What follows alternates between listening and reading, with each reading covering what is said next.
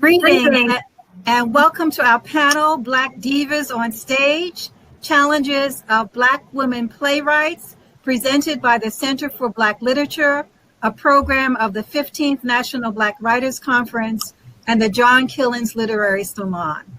Thank you for attending this event, the first event of our National Black Writers Conference, the 15th National Black Writers Conference, which will be held November the 11th through the 14th.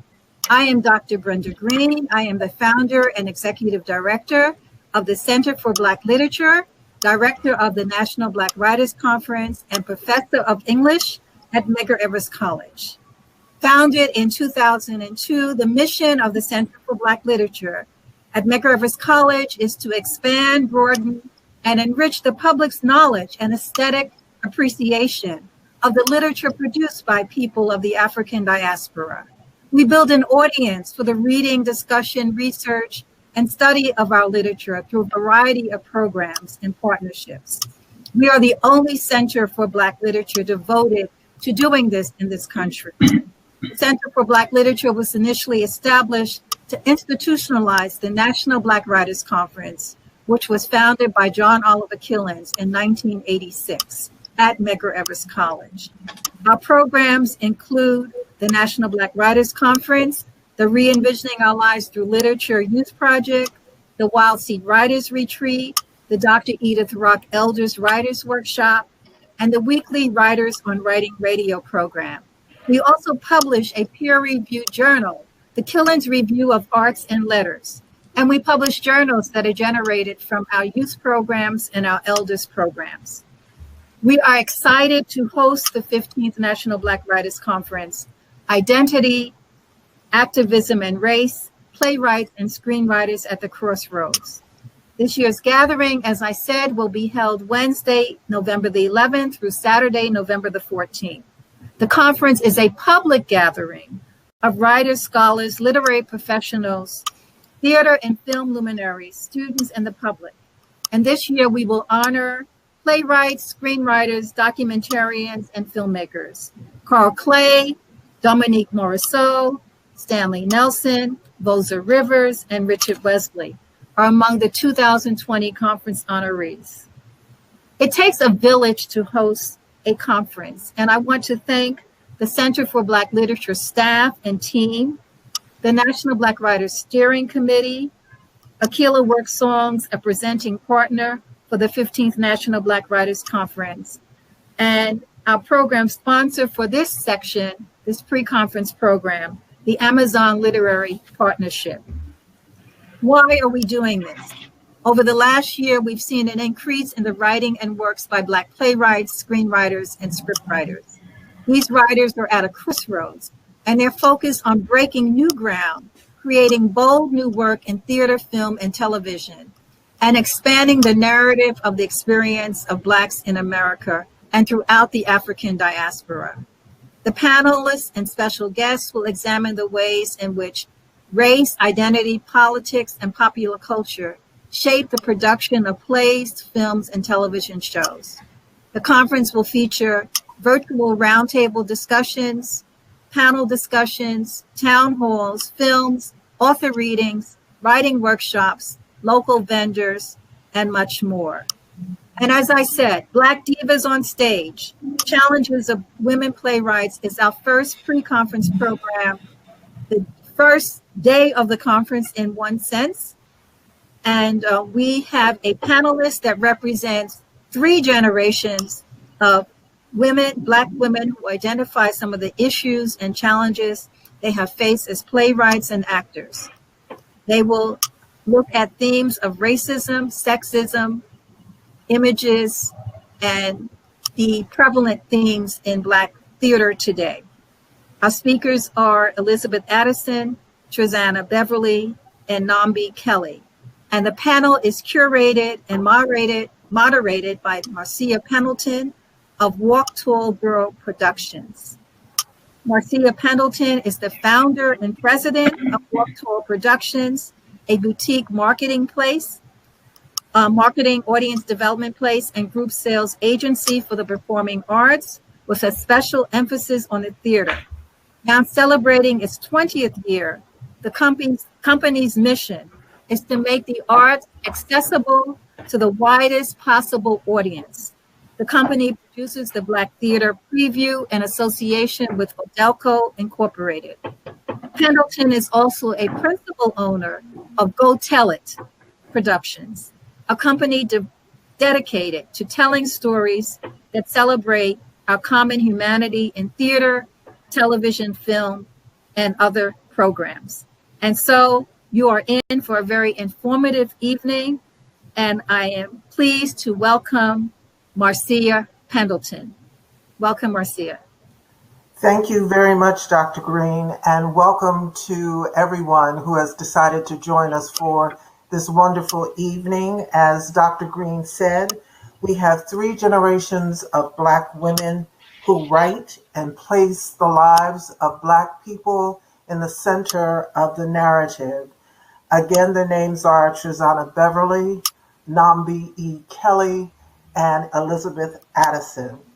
This evening, we're going to explore their journeys, their creative process, how they get their work produced, going from the page to the stage, the impact of the pandemics, and we'll also get a chance to hear a little bit from each of them from their work.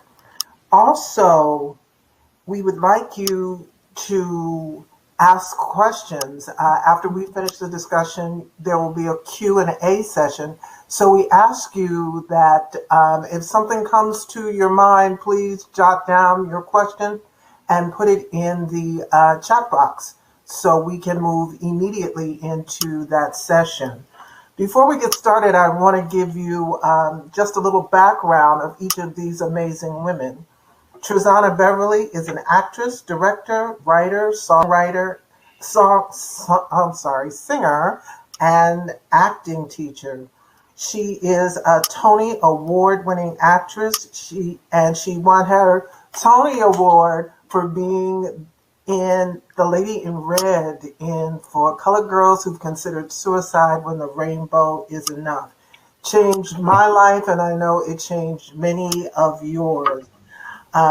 She has numerous stage and screen credits, including Beloved with Oprah Winfrey. She is a writer, and some of the things that she has written, The Spirit Moves, Mabel Madness, which was about Mabel Mercer, and her latest work, which she is developing, is Mara, the story of a homeless woman, and we'll be seeing an excerpt from that tonight. Nambi E. Kelly is an award-winning playwright and actress. She was chosen by Toni Morrison to do the stage adaptation of Jazz. Imagine that, being chosen by the diva herself to put her words on stage. Her critically acclaimed production of Native Son. She was a playwright in residence at the National Black Theater, at the Goodman Theater, and the New Victory Theater. She was also a season 3 staff writer for The Chi on Showtime, one of my favorite shows. And she is the playwright for the Broadway-bound production of Phenomenal Woman, Maya Angelou, and it's going to start its journey to Broadway at the North Carolina Black Repertory Theater. Finally, our youngest person that we have with us is Elizabeth Addison. She is a composer, a lyricist, a playwright, and an entrepreneur and a teaching artist. She's in the midst of launching her company, This Is Treatment, LLC, a production company that meets at the intersection of recovery and the arts. She is the former associate artistic director and founding member of the Dreamscape Project Group. Her first full-length musical, Chasing Grace, is being workshopped at Rider University, and it will have a virtual production, I believe, in December. and she is the host of an online interview series called Chasing Bees. All right, so that is our panel for this evening, and we're going to get started with talking about the journey. And any one of you can jump in here first. How did you arrive at this very moment? How did you get here? Anybody want to start? Elizabeth? I'll start. I'll start. It's so funny because in Chasing Grace, or formerly This Is Treatment, that's the opening number, is how. She's asking, how did I get here? And that seems to be a question that I'm always asking myself. I have been an artist since I was a child. I was always dancing around and singing. It just felt so natural to me. And then, a lot of negative things happened in my household, drug addiction, and a lot of things. Mm-hmm. Still there. But I started to lose focus. I started to lose sight of that artist. And actually, the more I got involved with musical theater, the more I felt like I didn't belong, because I didn't look like the people that were writing the shows. And I went to predominantly white schools. And so all the people, we did a thing of Once on this Island, and there was no Black person in that show, Yes. And so I just felt like I never belonged. And so there was this desire to be an artist mixed in with depression, anxiety, and feeling like I didn't belong, or I had no purpose. So then I fell into some drug addiction for a while. And luckily, the voice of the artist kept calling to me. And that got me into recovery. And then 9 months into recovery, I got the voice that said, you're going to write a musical about this experience, inspired by this experience. And I have been doing that ever since. And so that's how I've gotten here today, by changing my life around and listening to that inner voice in me that wouldn't shut up. And we're glad it did not shut up. We're glad it did not shut up. Nambi? That's wonderful, Elizabeth. Thank you for sharing that. That's a beautiful story. My story is I come by way, I'm generation 3 of free people in this country on my father's side. My father, Dr. Don Quinn Kelly, may he rest in peace. So as generation 3, I feel very inspired and empowered to keep running, And so my family, I was very blessed to be surrounded by art as a child. I started writing when I was probably about 7 or 8. I used to surround myself.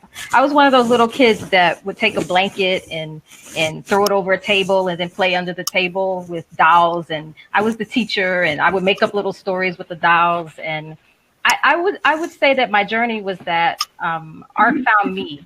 I didn't find it. It found me. And I think that similar to Elizabeth's story, it was a response to strife and trauma as a child that I learned.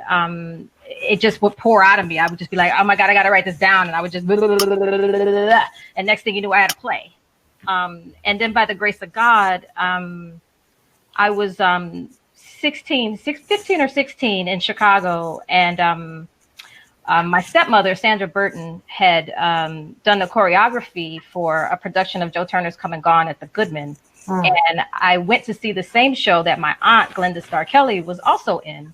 And when Bynum starts talking about that monologue in Act 1, where he's talking about finding your song in the world, I was like, oh my God, I want to do that with my life. It was the clearest moment of my life. And I have never, ever looked back. That is absolutely amazing. That Bynum monologue is, it tears your heart out, but it makes you think. It really makes you think. Am I living in my purpose? Have I found my song? I could always. I was always the kid in school who could tell a story, and I think I made a lot of teachers jealous, because every time it was time to tell us, let Suzanna tell a story, and I just stand up in the middle of the room and tell. I would have this wicked imagination, and I still do. Because I trained. My training is as an actress. But I found with my training that I also had this penchant for directing and writing. I started out writing poetry, and I still do. But and then I wrote this one-woman show called The Spirit Moves, which was my first play as a writer. But I remember distinctively standing in the wings one evening for Colored Girls. We were on Broadway at the time. And Zaki had gotten so many wonderful awards as a writer. And I realized, I said, people really, really respect writers. Writers seem to have something that nobody else has in this country. But I remember standing in the wings one evening for Colored Girls, and I said to myself, if Zaki can write like that, maybe they'll accept me as a writer. And that's the beauty of Aunt Zaki being the consummate artist that she was, because consummate artists inspire people. Mm-hmm. And it was through being in For Colored Girls that I was encouraged by Zaki's writing to start writing myself. Okay. Why do you write, and for whom? Why do you write, and for whom? Nambi, you want to tackle that first? Happy to. I write. Oh, I'm echoing. Oh. I write because it's a spiritual calling. Mm. I write because people lived and died so that I could write. Mm. And so for me, every time I pick up a pen and I put it to paper, it's not lost on me that how many people sacrificed so that I could do that. And so for me, my writing is my offering for my ancestors, for my God, and for my people. And that's what drives me. That's what gets me out of bed in the morning, honestly. It's why I sit here hours upon hours. It's why I spend so much time not seeing my family, because there's a higher thing that I'm here to do and be. And so that's why I do it. Okay. How about you, Elizabeth? I feel all of that. There's a story in me. There's a song in me. There's something that I have to get out. It feels like a calling. I actually, in my second musical, F Now What, there's a song about the call, and that's the call is the same thing that happened to me when I was lost in my addiction. And that voice was like, you have to write. When I was 13 and saw Rent for the first time, that voice says, you're going to write something like this one day. Like there was that thing that's always been there that has sort of guided me. And now, it's interesting because I began writing the musical. I'll be honest, y'all, I began writing it with the Broadway audience in mind. And what does that audience look like? Right. Wow. And I did things to try to please that audience, and only in the last year, when I really focused in on who this story was for, I was like, it's for us. It's for Black women. Because how many times are we able to see ourselves given permission to break down and not be strong and to be sad and vulnerable and to be all these different things together as we heal together, So like this fifth draft of the show is, I said, I'm writing for us. What do I need to see? When I look on the news and I see another Black man or a Black woman killed at the hands of police, what do I need to see? And so for me, it is a calling. I'm deeply connected to the ancestors and to the spirit, and it's for Black women. Right now, it's like, what do I need to see to help me heal? You know what I mean? That's a great question. What do I need to see to help me heal? Suzanna. I write because I'm very curious. I'm a tremendous observer of life, and I'm always telling my students, because I teach freshman acting up at SUNY Purchase, and I'm always telling my students, you've got to be curious. You cannot create out of a vacuum. You really have to be connected to life. And I'm so curious. I'm so curious about so many things. And I would agree. I think that there is a healing component to what I do and the creative spirit, I'm a woman of faith, and because I'm a woman of faith and I believe in God, I think that we have a moral obligation as artists, as people who create whatever genre we create in, to express that and give it to the world. And this is one of my gifts, and I just have to do it. I have to hold up that mirror. And whether you hold it up as a writer or you hold it up as an actor or whatever, you're really holding up a mirror to society, and you say, look at this. Let's take a deeper look at this situation. And I think that's what, and indeed, it all starts with the word. Mm-hmm. It started in the beginning with the word. It will end with the word. And that's a great segue into speaking about your influences. You touched on it a little bit, but are there any writers, any other kinds of artists, any books that influence your work? Anybody can jump in.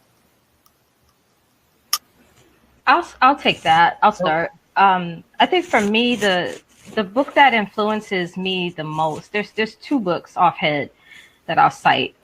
One is the Bible, mm-hmm. because the allegory and the story and being able to see through to get the message of has been a very instrumental part of my upbringing, not by choice, not given to me, but by choice. And then the other book I will cite is something that that's something that I reread literally every year is the Joseph Campbell companion Reflections on the Art of Living. And that book was given to me when I was about 19, and I was in a very dark place, and it changed my life. And it's changed my life in a way that I give it to people. I'm one of those people like, oh, you got to read this book, and then I share it with other people. And even when I read my early work, like that book is just all throughout my writing. It probably saved my life in a lot of ways. Yeah. Okay. Elizabeth? For me, it's I always go back to the musicals. So musicals is where I get my inspiration. So actually just music as a whole. So I'll go back to like Michael Jackson. I'll go back to Aretha Franklin. I'll go back, and then Rent was the first musical that I saw that made me decide that I wanted to write musicals. Lin-Manuel Miranda, so In the Heights, Hamilton, Next to Normal. I even go back to Andrew Lloyd Webber stuff with Phantom. Like the musical music itself holds such a special place in my heart, and it gets me to write. It motivates me. It brings something out of me, you know. I just have to go back to the 80s, the 90s, musical theater, R&B, hip hop. Those things are the things that help inspire me to get moving and to get writing. And Suzanna? I would say it started with me with Gwendolyn Brooks, her poetry, James Baldwin, Alice Childress, and Langston Hughes. Okay. All right. And we're going to close off this section just to talk a little bit about your training. Where did you train, or is this something that, are you self-taught, or is it a combination of things? How did you develop your skill set? So I'll jump in. I'm self-taught. Actually, early on, I wanted to write music, but I thought they were gatekeepers. Like in my head, there were these gatekeepers, which were white men, because even though Rent was the first show that made me want to write musicals, it was like, oh, that's Jonathan Larson, he's white. And there was nobody that looked like me that I could look to that wrote musical theater. And so I didn't think I could do it because little black notes on paper what is that? That's music? And it didn't sing to me the way that I'd hoped. So I thought I could never do what I'm doing today until the gift of recovery that told me that I could just show up and figure it out. I did take lessons as a kid, like a couple years of piano, but I was horrible. And so I didn't think that I could do what I'm doing today. And now for the last 7.5 years, I've been just sitting at the piano and figuring things out as I go, asking questions as I go along. So I guess, yeah, I'm pretty much self-taught, but I listen a lot to a lot of musicals and I watch a lot of different documentaries and I read a lot of things and I ask a lot of questions. Okay. Nambi? I went to theater school. So I went to the Goodman School of Drama, formerly the Goodman School of Drama, now the Theater School at DePaul University. That's where my undergraduate degree is from. And I also have a master's that I got once I was working in the world. I decided I want to learn more, but I want to design it. So I went to a Goddard College in Vermont, and I went because it's a low residency program. And so a low residency program, I was able to design my own program. I would go to school basically 2 weeks out of the year. And the other time I would work wherever I was. So if I was in a show, if I was writing a play, I would just make it part of my curriculum. And it was the best gift that I've given to myself, just to be like, I need education. And actually at the time, unbeknownst to me, my first semester in school, I lost my mother. And my dad was like, well, you should feel free to take a break. Like, that's cool. And I was like, if I take a break, I'm not going to finish. So I'm going to stay in school. And basically, the gift that I gave myself was that the journey of my grief became part of my healing. And I was able to do it with a mentor, Gail Jackson, who's she taught at Megger, I think.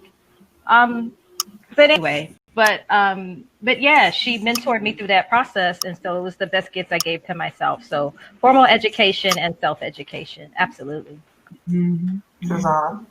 Yeah, I trained as an actress at Tisch School for the Arts at NYU. And I'm self-taught as well. I never took a writing class, but I've always had a total respect and fascination with language. I love language, and I love the way people talk and how you can shape language around characters. I just think it's so wonderful, and I think that probably comes from my acting background, I too, like Nambi, I remember my first play, The Spirit Moves. I had to really put some things together at that crossroads in my life, and I just started writing it down. And it was so therapeutic. I said, this is great. I feel so much better having done this.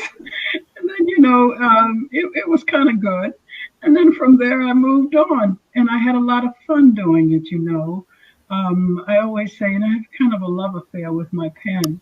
You can really get into that spirit of writing and just have such a good time and a painful time too, because you've got to face dark spirits as a writer.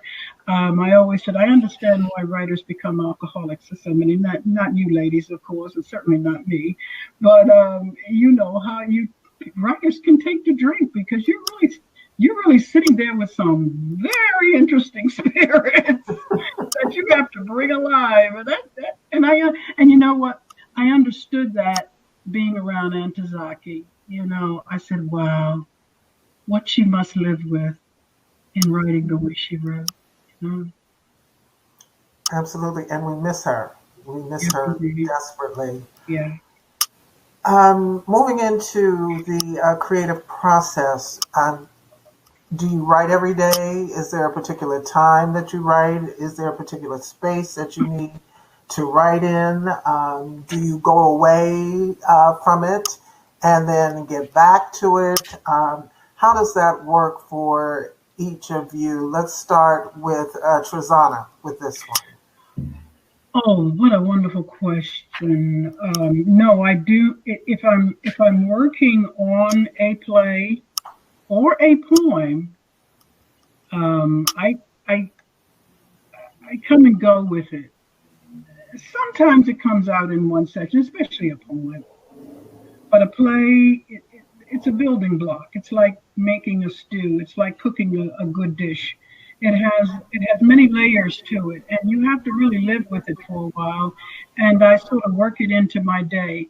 If I feel like I've had an inspiration about a moment in the play, a scene, a beat, a character, etc., I immediately go sit down and write it down. I'll write some notes about it, and then come back and thread it into the through line of play. So I kind of breathe with the play, and as my co-writers know, it takes a while. Some of these plays take a few years to really develop, don't they? I mean, they don't happen right away, do they? No, I don't think so. There are some people that I know who said they spent an entire weekend and it was there, the concept, everything. And like you said, with other people, it has taken years. How about you, Elizabeth? You talked about 7 years that you've been working on Chasing Grace? Yeah, I've been working on it for on and off about 7 years, a little over 7 years actually. And so give me a deadline and I'll get writing is kind of my thing. I let it marinate for a long time, like I recently rewrote the draft during the pandemic, because I realized that so many people were out of work. So somebody's going to read my show. And I said, I gave myself deadline. I worked with my director and I said, I need these deadlines. So a song a week, we need to go. Because if I don't, I'll think too long. And so then I get that out of me. It sort of like just comes out of me. And then I go back and I sort of like, that's when the sort of sculpting, that sort of the carving, the crafting, I suppose, comes in. And then I'll take a break again until it starts singing to me again. And I'll work on something else. So I usually wait until it starts. My piano, which I'm looking at right now, will start calling me. They'll be like, hey, you want to play me, don't you? And usually when that happens, I'm like, okay, I better go. And so I really let the spirit and the guides and the angels sort of guide me there. And then I'll stay there until I feel like my conscience is clear. And then I'll let it be for a little while. Nambi, I have another question for you. How does that first seed, that first idea, that character reveal itself to you when you're getting ready to write a project? Aside from maybe you even incorporate this with the commissions that you do, where you're giving something specific to write about. But how does that happen for you? How that happens for me is I really try to start with spirit. So what I do, I write every day. I write every day from 10 to 6. And what I do is for each of my projects, like here's my list of my projects. These are all my commissions right now. Right? Wow. And so what I do is I break it up. With my phone number to the world, Nambi. Oh, my bad. I said I need to call Marcia sometimes. But this is my schedule. And so I break it up because I have so many commissions I'm working on. So I literally break it up by weeks. And these are things that I won't be able to get to this year. But the reason why I'm showing you this is because I keep a journal for each one of these projects. Okay.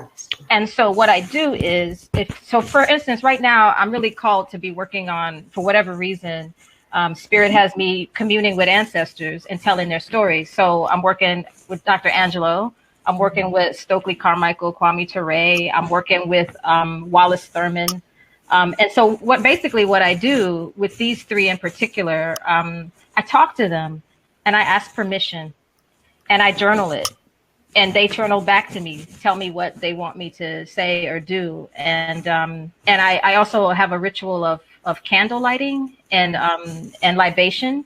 So I leave offerings for them. I ask them what they want me to get. So Wallace Thurman told me that he wanted some liquor. I don't keep liquor in my house, but I found some for a brother, right? And then he was like, for your candle, like, what do you want for your candle? And he told me, we went to Bed Bath and Beyond together. I mean, online, and looked through the candles and found limoncello, because he liked to drink. So I got a limoncello candle. And so every time I work on that project, whatever project, like, I light the candle, I pour the libation, I journal first. I ask them to tell me, I ask permission, and then I go. And that's my ritual. And with those three in particular, because I have so much respect and regard for them, I want to get it right. And I want them to use me to tell the story, whatever it is that they have to say from beyond. Like, it's not for me, it's for us. And so I get to do that, like, be a conduit for it. Elizabeth, in writing Chasing Grace, I know you're working with students right now, but in the development of this piece, have you written with certain actors in mind, a wish list possibly? Mm-hmm.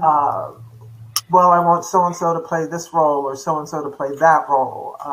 Or is it just that's not something you concern yourself with at all?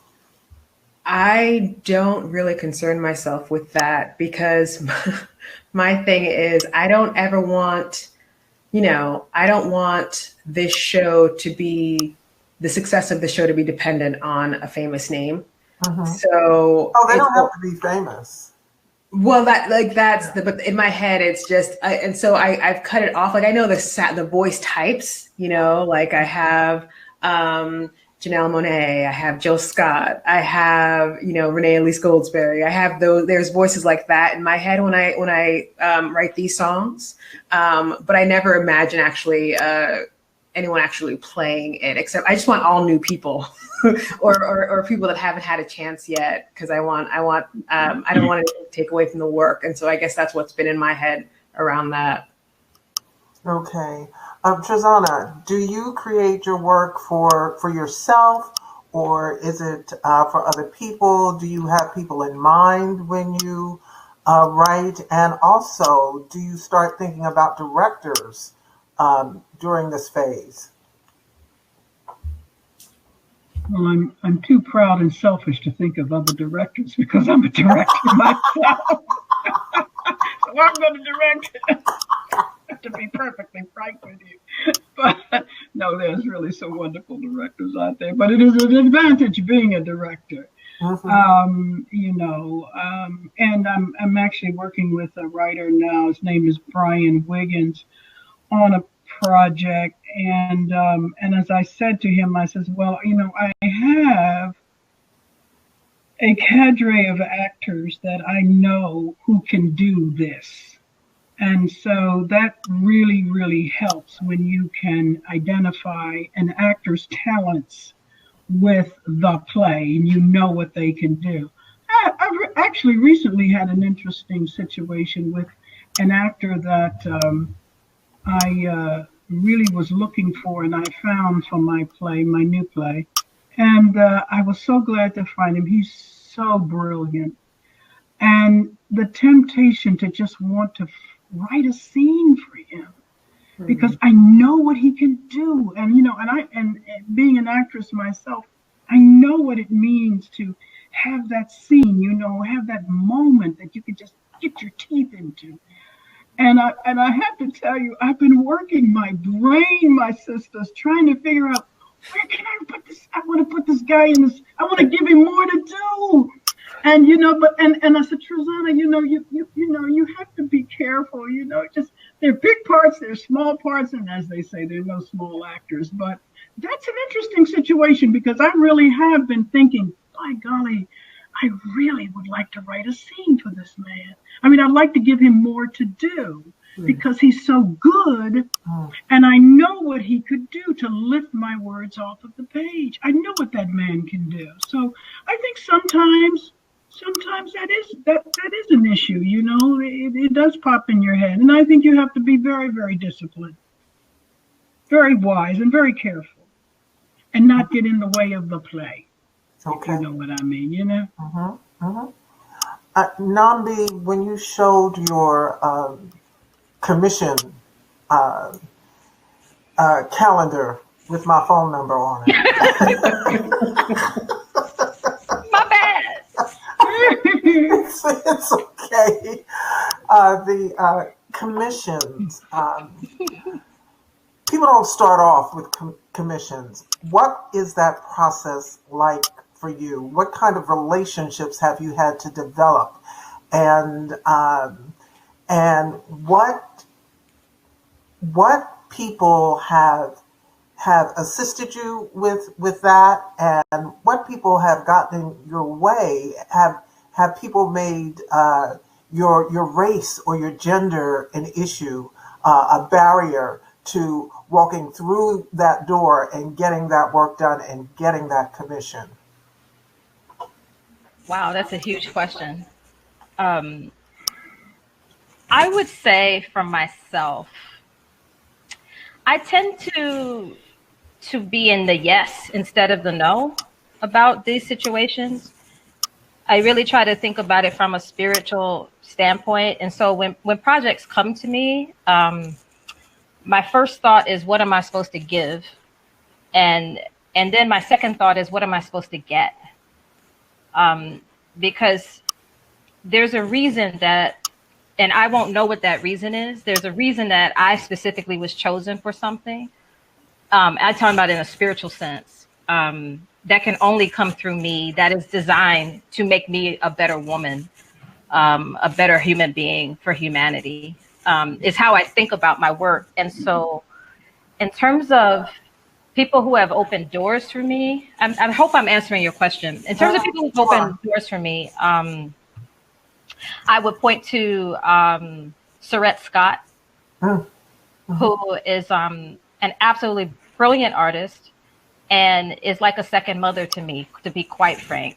I get her, she gets me, I love her, and I consider her family. And the fact that she was in the original Color Girls, you know, like all of those women, you too, Trezana, my God, I have revered and loved y'all for my entire life. And I feel so blessed just to be in a Zoom room with you, you know. But in terms of the race thing, I don't spend my energy there, because it gets in the way. It becomes, if I allow that to get in my way, then I'm letting whoever doesn't want me to win. And so my fight is to do my work and to stay focused on it and to not allow all of that noise to be part of my process. And does it drive me in terms of, do I have something to say? I have something to say for our people? Absolutely. Do I get stuck in what I don't get because of my color or my gender? I cannot reside there. Mm-hmm. I can't do it. It would destroy me. And I have too much to give. Okay. Elizabeth, how did the workshop at Rider University come to you? Or did you go through them? How did that happen? So, like I said earlier, I got called to rewrite the show during the first few months of the pandemic. You know, I needed to do something with myself, and the piano was calling. And then about a month after I finished the draft, on the same day, a director introducing me to a theater and 2 schools were in my inboxes saying, we want to produce your show. And so I was just like, so I didn't go to them. They came to me. And so Rider, I guess, they were looking for more diverse shows. Because look what's happening. We see white American theater. We see what's happening in the American theater and who is being called out and such like that. And so they wanted to explore more diversity. And so I guess they were looking for my show, or rather they were looking for a show, and they happened upon info on This Is Treatment. That's the name of it, the original name of the show. And they reached out to me and asked for a script. And so I sent them the script, and a month later they were like, we want to do your show. And so that's never happened before. I've been a self-producer this whole time. Every show before this has been me self-producing it. And so it was really interesting to sort of be like, I felt called to rewrite the show. And as soon as I was done with it, like very shortly after, people came calling. So that's how that happened. Okay. And Trezana, I want to speak to you specifically about Mad Mabel. Mabel Madness. Mabel Madness. Yeah. How did that happen for you? Did you go to the theater company? Did you already have a relationship with them? Was it the first, or was it the second, or the 10th? Had you tried to introduce the work to other companies? How did that happen? Well, and I think that it certainly is an advantage if, as an artist, that you have a relationship with a theater company.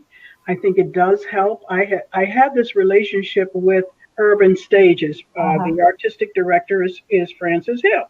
And I've known Frances for years, and we've done different things together. And I was having a singing coaching lesson with my singing coach some years ago, and just out of the clear blue, he says, you need to do Mabel Mercer. And I said, who's Mabel Mercer? I should have been embarrassed to say that, but he then took me by the hand up to the Schomburg, and I found out who Mabel Mercer was. And fell in love with her. Tell us who she is. She was the muse of Frank Sinatra.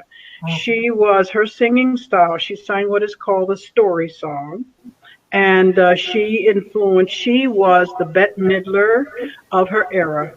She influenced Barbara Cook, Billie Holiday, Mel Torme, and Frank Sinatra. She was Frank Sinatra's muse. He said everything he learned about phrasing, he learned from Mabel Mercer. She was eventually given the Medal of Freedom. So here was a great lady, and it was just too much about her life that I identified with. And I went to Frances, and I said, I'd like to develop a piece about Mabel Mercer. First thing out of her mouth was, can you sing? I said, well, yes, I sing.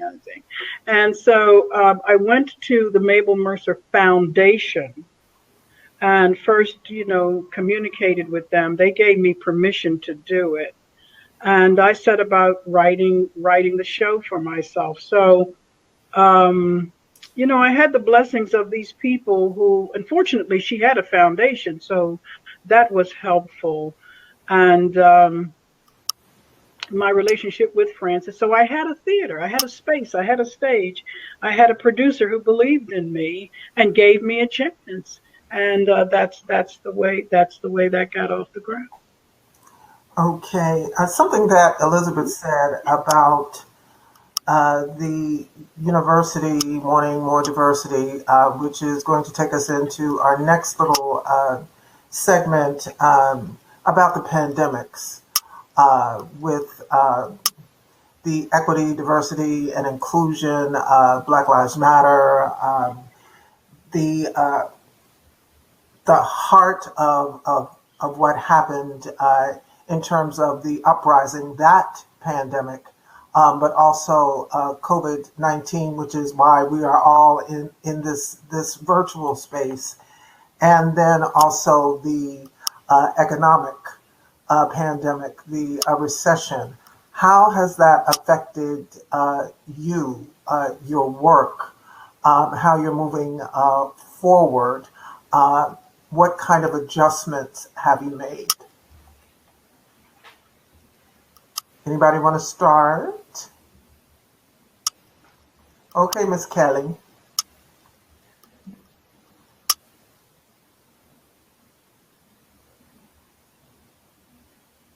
I can't hear her. I was just scratching my ear, but I'll go. The 3 pandemics, how has it affected my work? It's focused me. I think because the stakes are so high and so many people are in so much turmoil, and just even in my personal circle, like there's so much loss. It's like I can't waste my time not trusting my voice and not putting pen to paper and doing what I need to do, because the people coming behind us need that.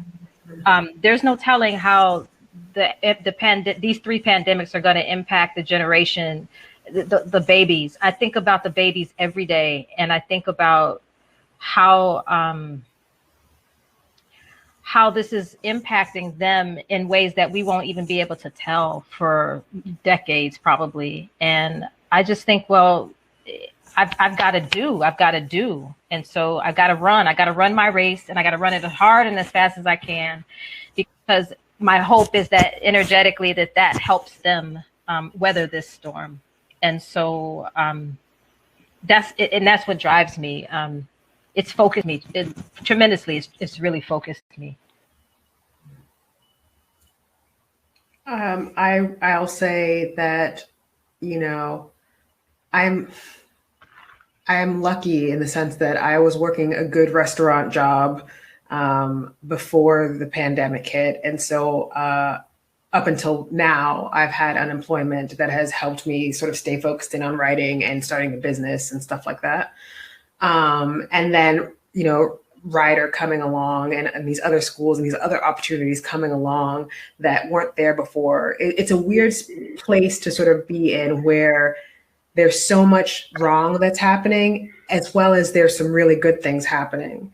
And I want to be open to taking advantage of these opportunities and not just thinking, oh, well, you're only calling on me because now being a Black writer is in, like I don't want to get lost in that sort of that way of thinking. I just want to see, like, let me just show up. Like, here's my show. Here's another show. Here's some things that I'm doing. Let me just show up like that, because I know who's going to have to stand on my shoulders. You know what I mean? Like, I want these shoulders to be nice and strong so someone else can stand up here one day.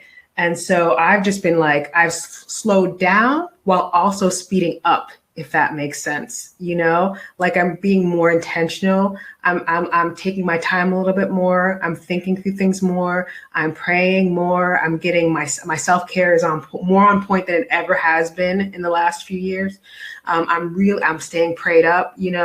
I'm trying to figure out, how do I be of service in the best way that I can? How do I show up in the best way that I can? How do I keep filling myself up so that I can be here and fight in the way that I know how? And that's through my pen, how do I do that? And so that's what has come as a result of this pandemic and these other epidemics.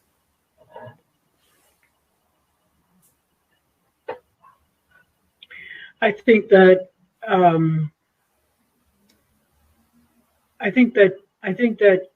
Marcia, we can't hear you.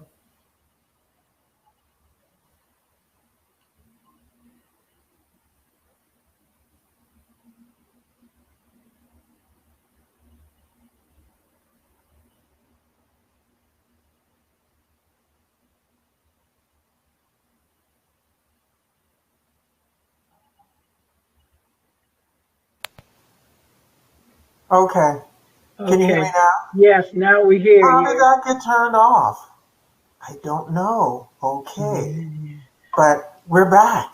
I just wanted to say that I think that we're blessed when we are able to move by faith through this very narrow gate. There's a lot of crazy stuff going on right now. And, I think those of us who believe in a higher power, who understand the power of prayer, who understand prophecy, and I completely agree with Nambi, we must remember the people who are going to come after us. And I said to my students, I said, take advantage of this time. Don't waste it, because you're going to have a lot of time on your hands, and it's time to be creative. I have been working on my theater dance piece, and I tell my cast all the time, my company all the time, I said, this is going to pass. I said, and when it's passed, this piece is going to be ready, because people will need to see it. And so you don't waste your time. And if you are blessed to have courage and faith to stay the course, that's a tremendous blessing, because a lot of people are very overwhelmed by what's going on. And, they don't understand. They're very, they just don't know how to handle it. But, whatever we have, That's a blessing, to count those blessings and thank God that we have some food on the table and we can still move through this is a tremendous blessing. And those of us who are creative, because we have such a great place in society as creative people. I believe that we are as important as the sages. I believe that about being creative. We have such a high calling in life to be a creator. Okay, and with that, I would absolutely love for you to share with us an excerpt from, is it Mara?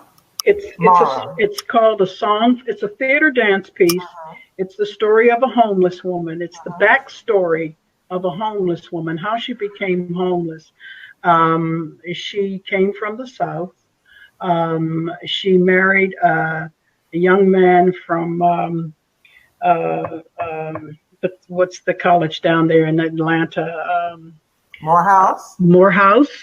And they married this guy. They eloped and went to New York. He became a Black Panther. And one thing led to another. And her family started to fall apart. The theme of the play is codependency. She leaned on him. She thought she was going to have her life through this man. And, he fell into all kinds of traps. And she lost her home. She lost her family.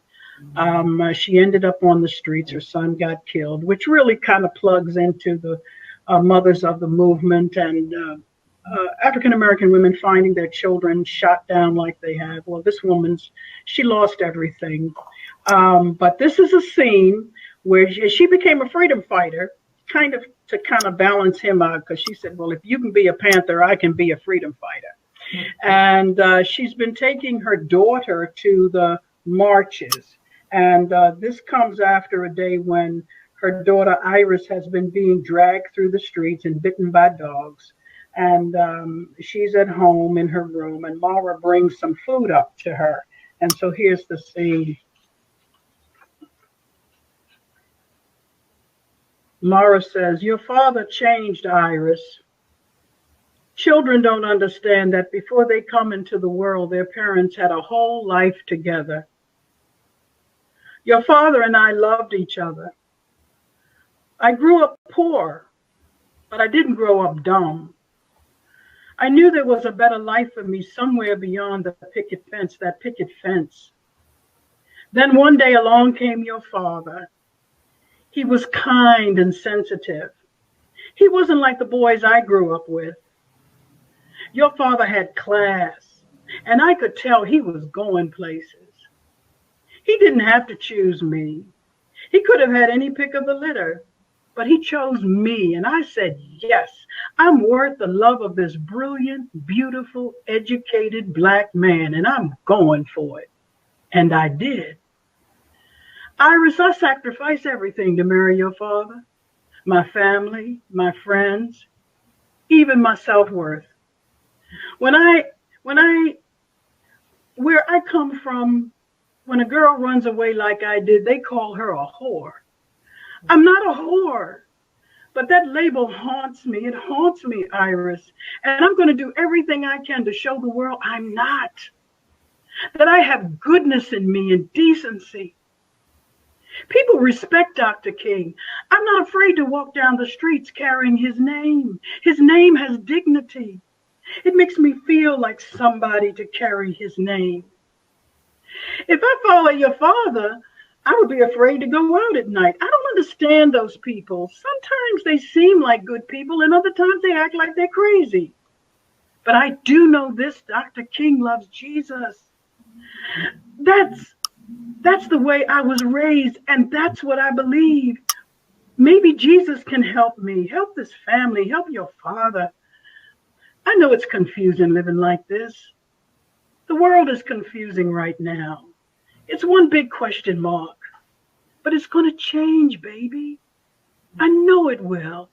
I have to believe it will. And you have to believe it will, too. Fabulous. Fabulous. Thank you so much, Suzanna. You're welcome. I'm wondering if we have any questions at this point. We had a question from Dr. Green that was about how are you creating while living, like your lives? I will say what is amazing about right now is that that the opportunities that are coming for the musical, and I just got hired to be a co-composer on another show, comes with money, and that is a first for me.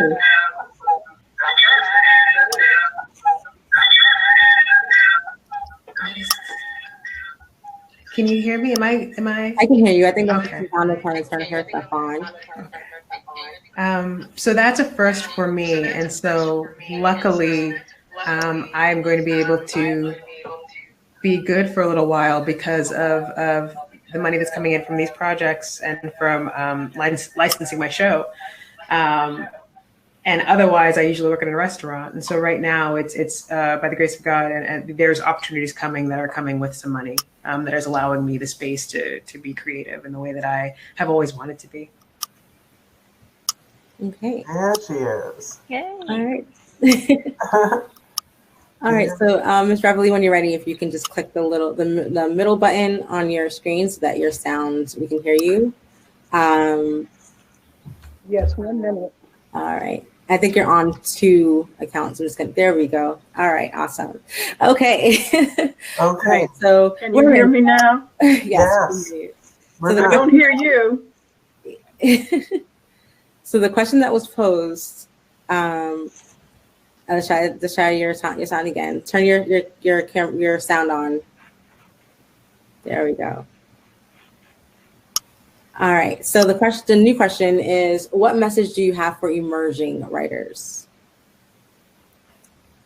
What advice do they have for you? What message do you have? Okay. Mm-hmm. Okay, I hear you. Anybody can take that one. What message do you have for emerging writers? I would say for emerging writers, to make sure that you write, right? And don't buy the hype. Don't believe it when they say, "Oh, I can't do this." Right? You have something to say, right? I would also say for emerging writers, like on a practical sense, there are so many plays and programs and things that you can just sort of zoom into right now. And it's an opportune moment to sort of rub elbows with people who you wouldn't normally be able to be in a room with, because it's so difficult to sort of get to people. But right now, in a certain sense, the playing field has been leveled.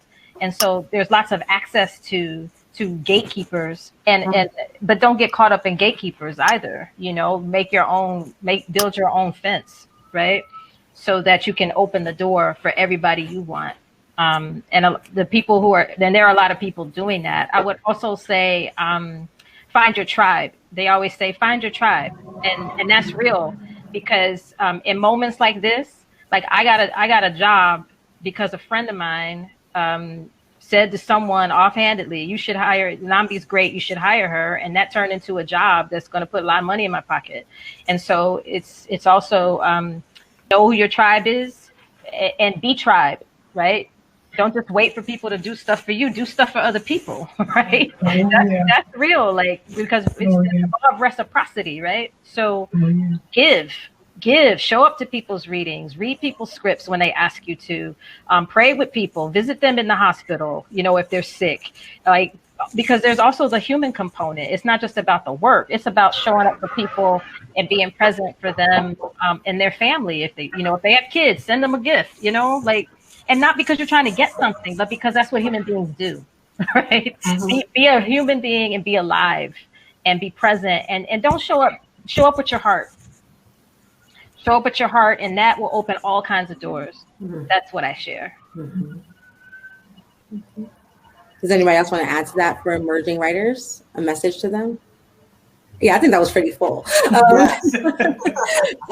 One question that was asked before we reshifted the screens was, and that was also by Brenda, was how has the Black arts movement shaped your work?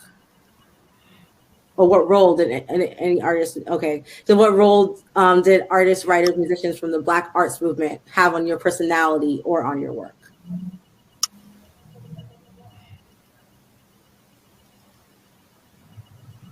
And that's one that we gotta go ahead. I'll speak to that. To me, that generation was a generation that was like, you know what, I got something to say, I'm gonna say it, and if you don't like it, you can kiss my ass, right? And so I love that. That for me, like that work, the work that came out of the Black arts movement was about. It's Black stories for Black people about Black things. And that's the thing that always resonates with me. The intersection of whiteness, of course, but it's really for our lens and our ear. And I look to that generation as heroes and sheroes and theyros, you know, because they opened doors and forged with a fist. And I love that. A fist of truth, not just angst, but truth. And you know, we wouldn't be here without them. We just wouldn't, you know. And I think can you hear me? Yes. Okay, because I'm not hearing our hostess, but you know, there was also a kind of hands-on camaraderie. There was a real fraternity and sorority in the Black arts movement because our people knew that if we didn't stick together, we couldn't accomplish these goals, and so it was very much hands-on. Was very much encouraging each other, and I agree with Nabi. It was very people that really didn't take any stuff. They were very, very clear about what they wanted to say and how they wanted to say it, and they moved together as one unit. And I think sometimes because of the technology that we're involved in now has a tendency, you have to be careful because it has a tendency to separate us, and we have to work a little harder to stay viscerally connected with each other. Okay. Anybody else want to add to that? All right, Marcia, any thoughts? Okay. What I would really love to do at this point is to hear something from Elizabeth, from her work. Are you still prepared to do that for us? Sure, yeah. Okay. So Chasing Grace is a memory piece. So it all takes place in Grace's memory, and she's recounting how she got to where she is. The show starts off with her celebrating her 5-year anniversary. And so this is a moment in the play, in the musical, where she is celebrating her 1-year anniversary. And she's, when you get your 1-year medallion, whenever you get a medallion, you do a little, like a speech, you know? And so this is that moment. A year ago today, I found myself in detox after a relapse. I was in treatment and shit got too hard, so I ran. That's what I do. That's what I did. I went out for a week, 7 days. Shit felt like a lifetime. And I mean, who tells a bartender they are an alcoholic and they shouldn't be drinking? Me, this one, right here. Most pathetic relapse ever. But you know, everything they told me would happen happened.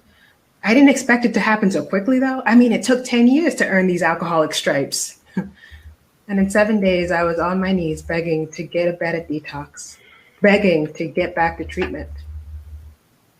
They tell us to surrender, right? Surrender, accept, reflect, you know. But I figured those were like isolated events. But no, that's the stuff you got to practice every day. And when I got back to treatment, I started seeing a therapist, and that was a game changer for me because hurt people really do hurt people. And you know, when you run for so long, standing still is painful. And you know, I can't change taking that first drink, and I can't get back those 10 years I lost to active addiction. I have to accept that I can't change the past, you know, but I can do something about the present. And a year, wow, these 1 days at a time sure do add up. And, you know, finally, what I've come to realize is that there is no finish line. Everything takes time. Good moments follow bad, bad days follow good, but maybe if I stop trying to chase grace, I might learn how to enjoy the process of becoming grace. That was powerful. Thank you. Thank you. Thank you. I cannot wait to experience this. It's just absolutely wonderful. Thank you. Do we have any more questions? Yeah, so we do have one from April Silver. Marcia, I'm not hearing our hostess. So, and I didn't hear Elizabeth. Marcia, what you can do, if you can just like I heard Nambi.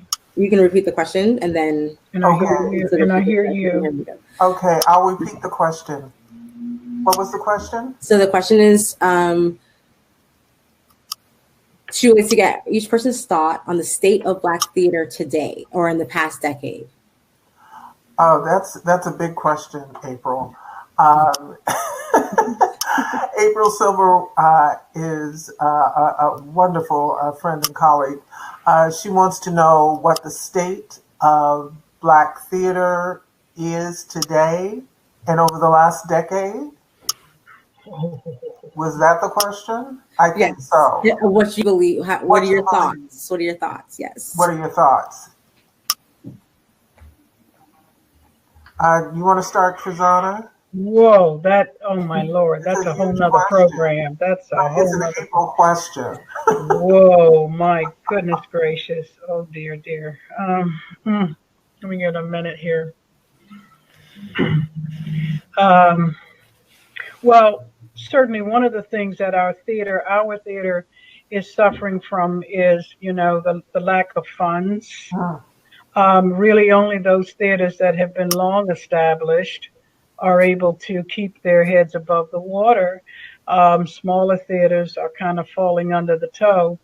But the good thing is that there's a lot going on digitally. And especially, you know, with the next generation, I mean, young people are really stepping up to the plate. They're doing a whole lot of things online, and that is certainly helping. And I think actually the political climate, what's going on in our world today is really encouraging writers. I remember, you know, when Dr. King was assassinated, and back there when we had all of those assassinations, I tell my students, you could walk out on the street as an actor and get a job because the writers were going crazy. There was so much to write, and so there was lots of material, and I would be encouraged to know that, you know, our writers, including my ladies and colleagues here in this program, as we write, it does start with the word. You've got to have the material for the actors to perform, for the directors to direct, et cetera, et cetera. So I do believe that is happening. There's, you know, there's a whole nother ethos that is occurring right now. And the old is kind of giving way to the new. And we have to encourage the new. But Black theater has really gone through some devastating changes over the last few years. Nambi?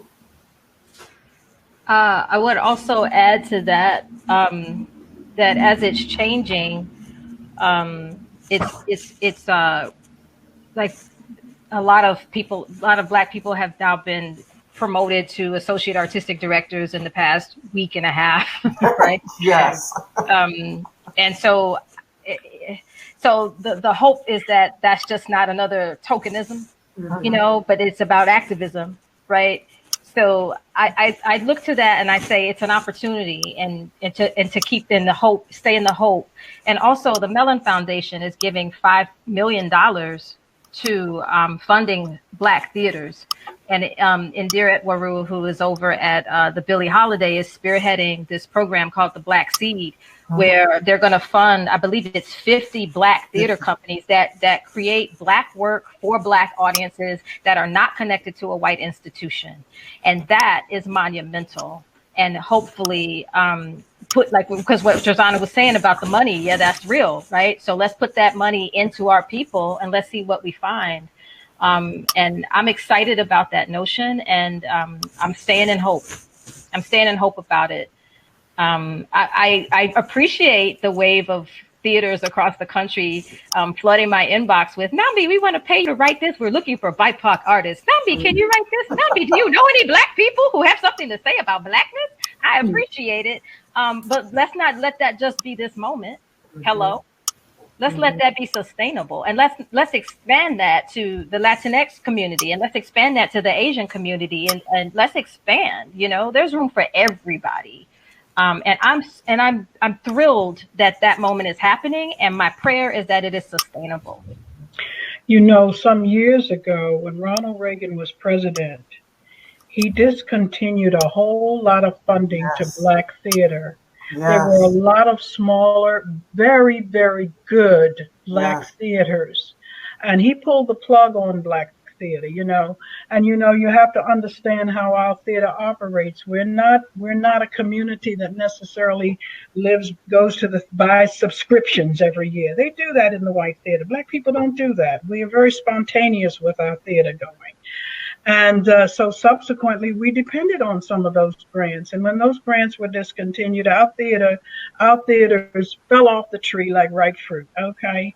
And so it's taken all of this time. And I agree, Nambi, we have to understand that we can empower ourselves.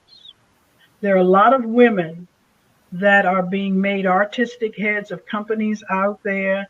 And it's so important that we work to get in the room. You've got to get in the room. You've got to get in the room in the position of power and authority, not just being performers. I tell us all the time, we are people, we love to perform, we love to act, but there's so much going on behind the scenes in the administrative world of theater. It's a business.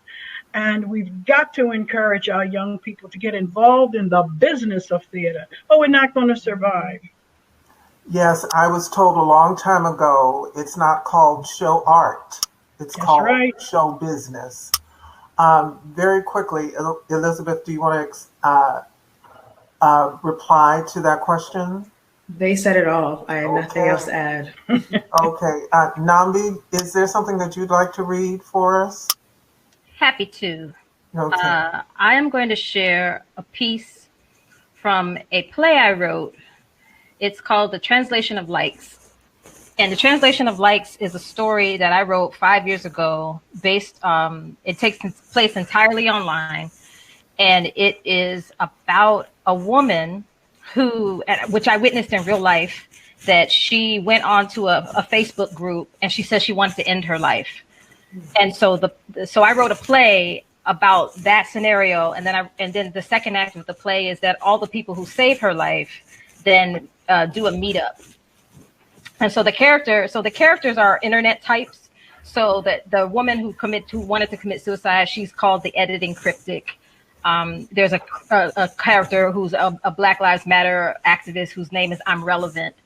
These are their internet screen names. So the characters I'm going to read a monologue from a woman who's TMI, because she's always online. She's that person that's always given too much information. Mm-hmm. And so this part of the play is in the second act where the world is exploding because of 45. Mm-hmm. And everybody starts telling their truths because they think the world is ending. TMI. And she's talking about her mother. She gave birth to me out her womb, nursed me on her titty and taught me the ABCs, gave me my first cake baking set when I was 6, and I frosted that damn cake we made together. She had 4 daughters, including me, and every one of us is living the life we wanted to live. except Sissy, who died at 14, and Tangie, who can't never keep her panties up. If you got your mama still, I mean, really got her. Not got her when even though you know where she lived, you don't know her phone number by heart. Not got her meaning you visit on Christmas and Easter but forget her birthday or the anniversary of your pop's death that she plays Al Green records all damn day because she miss him so. I mean, got her. Like you in the pocket with her and all you do is think, I can't wait to tell her this or tell her that, and then you do it. If you got her, got your mama, pick up that phone right now and call her. If you got her, go over and see her. Look in her eyes and tell her thanks for putting up for all your shit for all these years. Do it.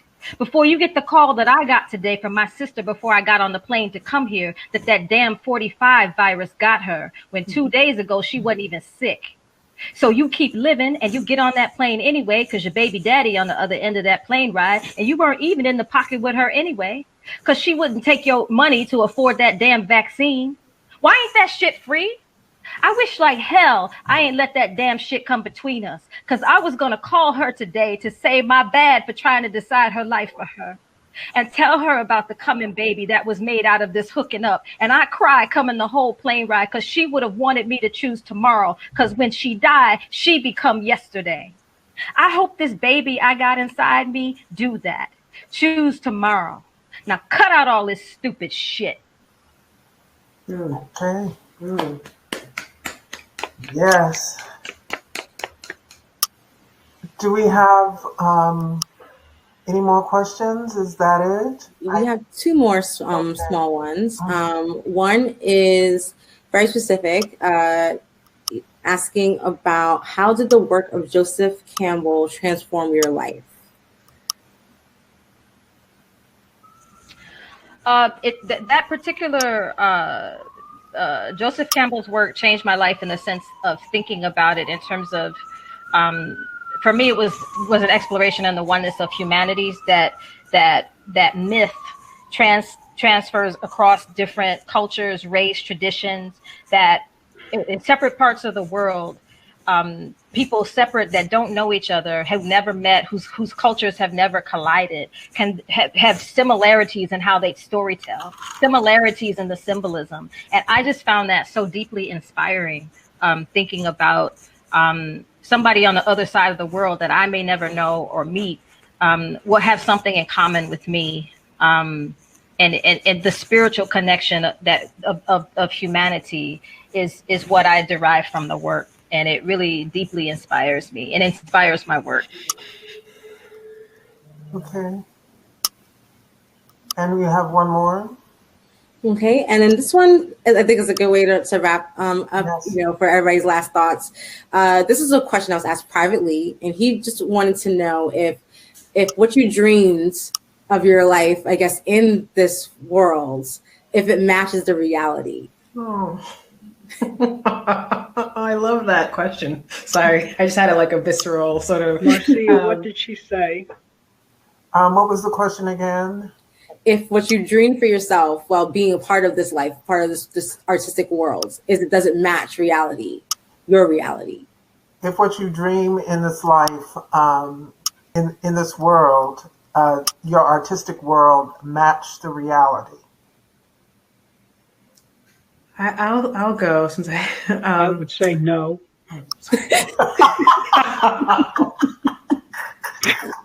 No.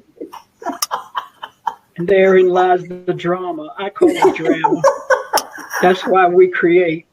Because it doesn't match. We'd rather have an idyllic world, but it's not an idyllic world. It's a world full of tension. And and that's where the creative spirit can take hold of it and have fun, because it has to have tension, And it's the good, the bad, and the ugly all mixed in together, But certainly didn't match my dreams, not at all. Okay. One more, very quickly. I'll say that, the world itself does not look like how I had imagined, but where I'm at in this world does. Okay. That's what I'll say. And Nambi? I would say it does not match. but it's better than I could have imagined. Wow. Okay. All right. Like beyond your wildest dreams kind of action. I want to say thank you, Nambi E. Kelly. Thank you, Suzanna Beverly. Thank you, Elizabeth Addison, for this amazing discussion, this conversation. I want to thank Dr. Brenda Green for allowing us to have this opportunity to talk about what you write and why you write it, and for whom that is so very, very important. I am completely fulfilled by this evening. Some of the things that I've heard have been extraordinary. You cannot create art out of a vacuum. It's spiritual, it's healing, it's a calling, it's about faith, it's about belief. It's about clearing the path for others, being in service to others. We move by faith through this very narrow gate. The pandemics that we are facing have focused us and made us more intentional, and that what we do as artists starts with the word. I want to say thank you. Remember to attend, and it will be virtual, the virtual conference of the National Black Writers Conference, which will be November 11th through the 14th. And there is also a series of pre-conference events that you should tune into. And once again, thank you. And thank you, Simone, for making sure that we were all on point. Thank you so very much. And have a great evening. Thank you. Thank you. Bye. Thank you.